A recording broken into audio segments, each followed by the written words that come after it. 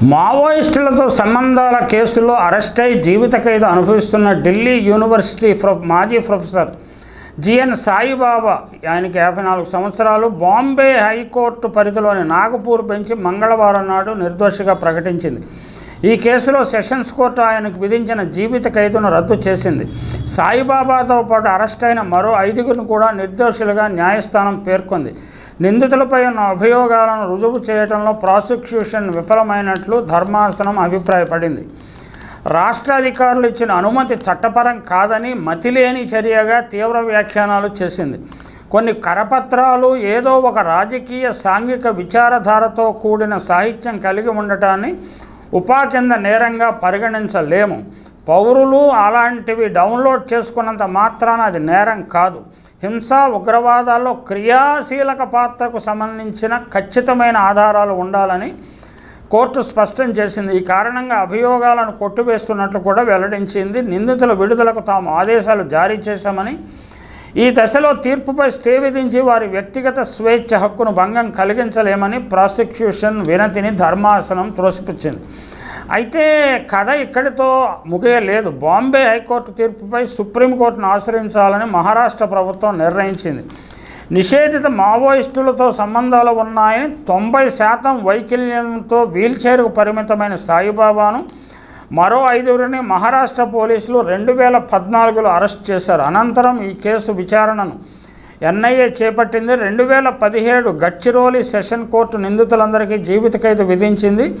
అప్పటి నుంచి సాయిబాబా నాగపూర్ జైల్లో శిక్ష అనుభవిస్తున్నారు. సెషన్స్ కోర్టు తీర్పును సవాలు చేస్తూ నిందితులు హైకోర్టును ఆశ్రయించారు. దీనిపై విచారణ జరిపిన ఉన్నత న్యాయస్థానం 2022 అక్టోబర్లోనే వారిని నిర్దోషులుగా ప్రకటిస్తూ వెంటనే జైలు నుంచి విడుదలకు ఆదేశించింది. ఆ తీర్పు వెలువడిన రోజునే మహారాష్ట్ర ప్రభుత్వం సుప్రీంకోర్టును ఆశ్రయించడంతో నిందితుల విడుదలపై సర్వోన్నత న్యాయస్థానం స్టే విధించింది. హైకోర్టు తీర్పును 2023 ఏప్రిల్లో పక్కన పెట్టింది. నిందితుల అప్పీళ్లపై మళ్లీ మొదటి నుంచి విచారణ జరపాలని ఆదేశించింది. మళ్లీ విచారణ చేపట్టిన బాంబే హైకోర్టు సాయిబాబా సహా నిందితులను నిర్దోషులుగా ప్రకటిస్తూ తీర్పు వెలువరించింది. ఈ సందర్భంగా ఫాదర్ స్టాన్ స్వామి ఉదంతం కూడా కొంతమందికైనా తప్పకుండా గుర్తుకు వస్తుంది.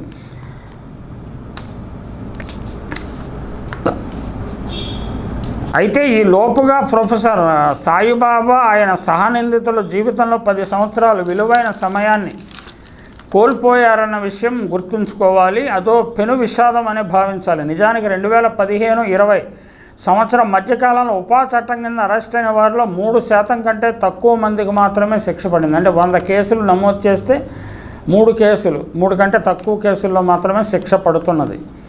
అది అలా ఉంచితే మనీ లాండరింగ్ కేసులో కర్ణాటక ఉప ముఖ్యమంత్రి డికే శివకుమార్కు కూడా ఊరట లభించింది. ఆయనపై ఈడీ దాఖలు చేసిన మనీ లాండరింగ్ కేసును సుప్రీంకోర్టు కొట్టివేసింది. న్యాయమూర్తి జస్టిస్ సూర్యకాంత్ సారథ్యంలోని ధర్మాసనం ఈ కీలక తీర్పునిచ్చింది. 2017 ఆగస్టు 2న ఆదాయ పన్ను శాఖ అధికారులు బెంగళూరు ఢిల్లీ తదితర ప్రాంతాల్లో ఏకకాలంలో డికే శివకుమార్ ఇళ్ళు, కార్యాలయాలపై దాడులు నిర్వహించారు. ఆ సందర్భంలో ఆయన ముఖ్య అనుచరుడి వద్ద లభించిన భారీ నగదును డికే శివకుమార్ బినామీ ఆస్తిగా పరిగణించిన ఈడీ మనీ లాండరింగ్ కేసుగా మార్చి ఎఫ్ఐఆర్ నమోదు చేసింది. ఆ కేసును రద్దు చేయాలని కోరుతూ డికే శివకుమార్ హైకోర్టులో పిటిషన్ దాఖలు చేసుకున్న తీర్పు సానుకూలంగా రాలేదు. దీంతో ఆయన సుప్రీంకోర్టును ఆశ్రయించారు. ఈ కేసు 120B పరిధిలోకి రాదని, ఈడీ వాదన చెల్లదని సుప్రీంకోర్టు వ్యాఖ్యానించింది. ఈ కేసు నుంచి విముక్తి పొందిన తరువాత శివకుమార్ పత్రికల వారితో మాట్లాడుతూ తన హర్షాన్ని వ్యక్తం చేస్తూ చివరకు న్యాయమే గెలిచింది అని సంతోషాన్ని వ్యక్తం చేశారు. అయితే అందరి కేసుల్లోనూ ఇలాగ న్యాయం జరుగుతున్నదా? ఇప్పుడు సాయిబాబా కేసులో దాదాపు 10 సంవత్సరాలు సమయం పట్టింది. డికే శివకుమార్ కూడా రాజకీయంగా ఎన్నో ఇబ్బందులు పాలు చేసే విధంగా సెంట్రల్ ఏజెన్సీలు ఆయనపై దాడులు చేశాయి. ఆయన మీద అప్రతిష్ట మూటకట్టుకునే విధంగా కీలక సమయాల్లో అవి వ్యవహరిస్తున్న తీరు అనేక సందేహాలకు దారితీస్తున్నది. న్యూట్రాలిటీ, జ్యుడిషియల్ న్యూట్రాలిటీ అనేది ఉన్నదా? అలాగే సెంట్రల్ ఏజెన్సీస్ అటానమస్గా వ్యవహరించాలని సెంట్రల్ ఏజెన్సీలు న్యూట్రల్గా వ్యవహరిస్తున్నాయా లేదా అన్న అంశం మీద పలు సందేహాలు విజ్ఞులైన ప్రజల్లో కలుగుతున్నాయి. ఇది ఇటువంటి వాతావరణం అంటే ఏజెన్సీల మీద, న్యాయ వ్యవస్థ మీద విశ్వాసం సడలే వాతావరణం ఏ దేశానికి, ఏ ప్రజాస్వామ్యానికి మంచిది కాదు.